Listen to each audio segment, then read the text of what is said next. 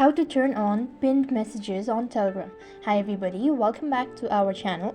I'm back with a new video, and for today's video I'll show you how to turn on pinned messages on Telegram. Make sure to watch this video right till the end. So first thing first, you want to check whether the application is updated or not.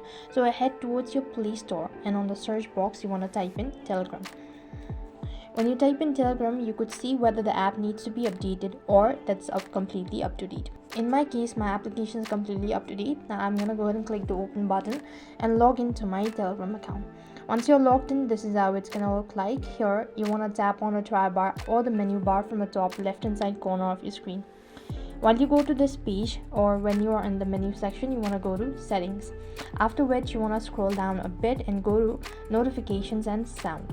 Once you go to notification and sound, you just need to scroll down a bit and you could find this pinned messages option. Now by default mine is already turned on, but if it had something like this, then it means it was turned off or disabled. In order to turn it on, you just have to go ahead and toggle the button and you'll have successfully turned on the pinned messages on Telegram. So I hope the video was helpful. Make sure to like, share and subscribe to our channel. Thank you for watching. See you in the next video.